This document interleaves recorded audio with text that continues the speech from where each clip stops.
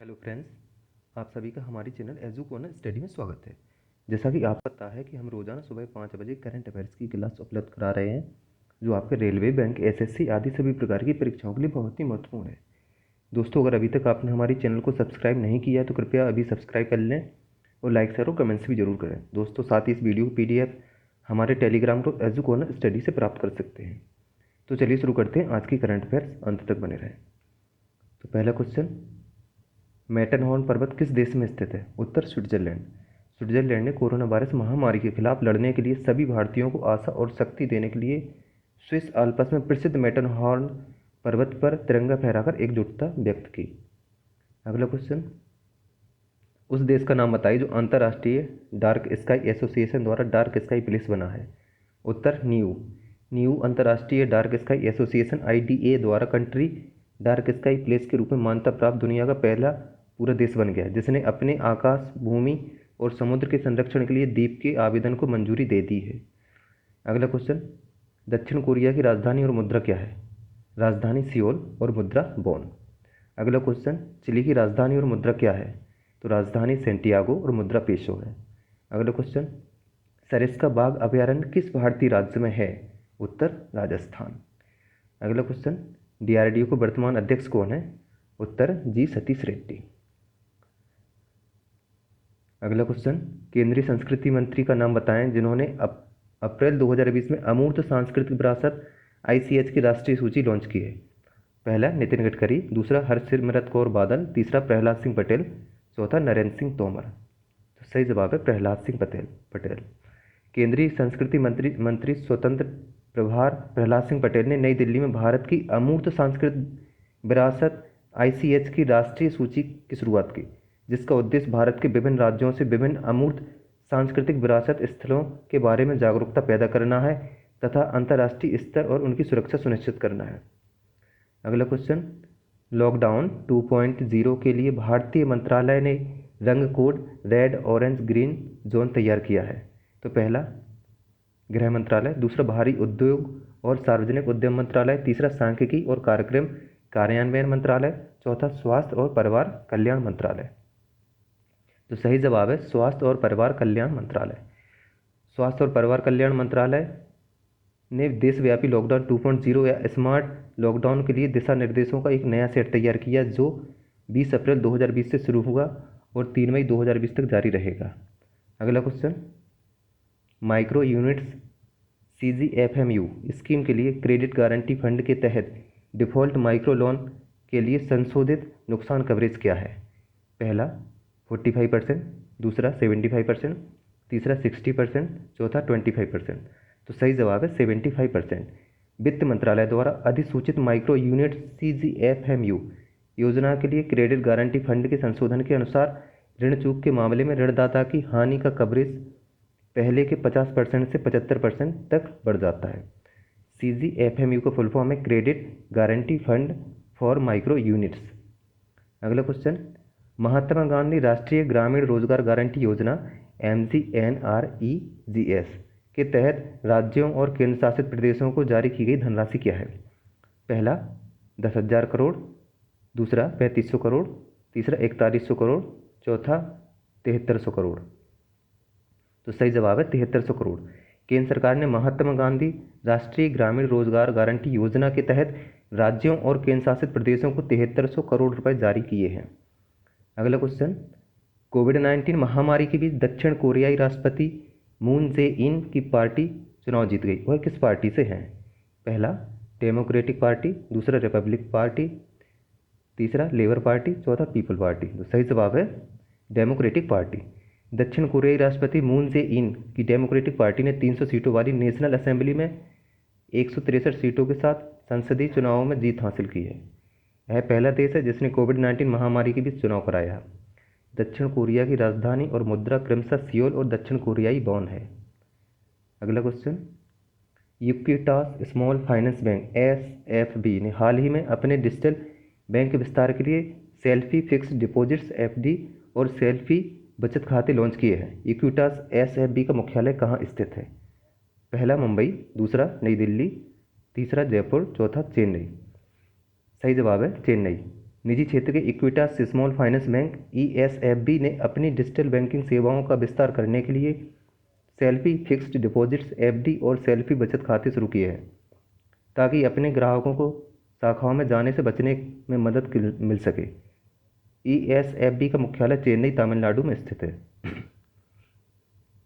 अगला क्वेश्चन, वह कौन सी राशि है जिसके लिए RBI ने लक्षित दीर्घकालिक रेपो परिचालन 2.0 के लिए नीलामी करने की घोषणा की है? पहला 40,000 करोड़, दूसरा 10,000 करोड़, तीसरा 20,000 करोड़, चौथा 50,000 करोड़। तो सही जवाब है 50,000 करोड़।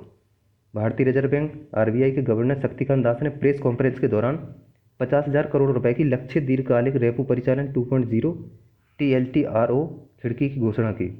अब इसके एक भाग के रूप में RBI 23 अप्रैल 2020 को 25,000 करोड़ रुपए की राशि के लिए TLTRO 2.0 के तहत पहली नीलामी आयोजित करने के लिए तैयार है।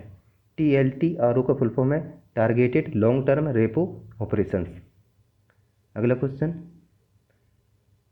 वित्त वर्ष 2020 से 21 के लिए भारत की S&P ग्लोबल रेटिंग्स का संशोधित विकास पूर्वानुमान क्या है? पहला 1.2%, दूसरा 2.7%, तीसरा 2.4%, चौथा 1.8%। तो सही जवाब है 1.5%। सॉरी, यहाँ पे मिसप्रिंटिंग हो गई है, 1.8%।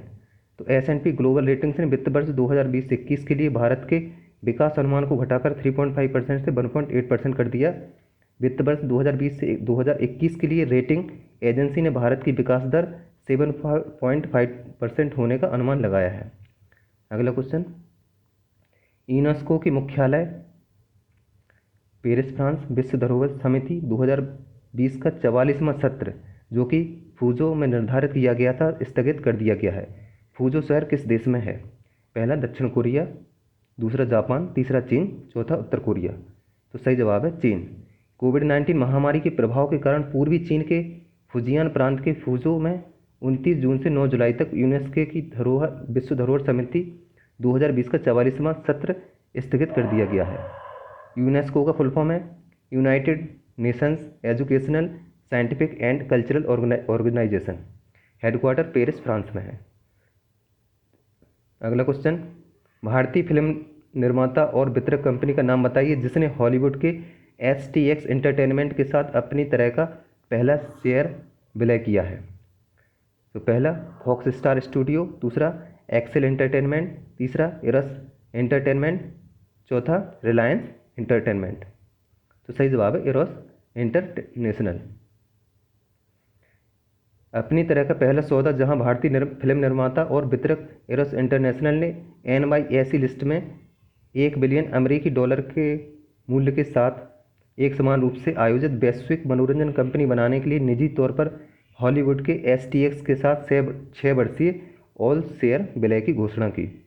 अगला क्वेश्चन, हाल ही में किस भारतीय संगठन ने automatic mist based sanitizers dispensing unit and UV sanitation box और हैंड हेल्ड UV डिवाइस विकसित की है?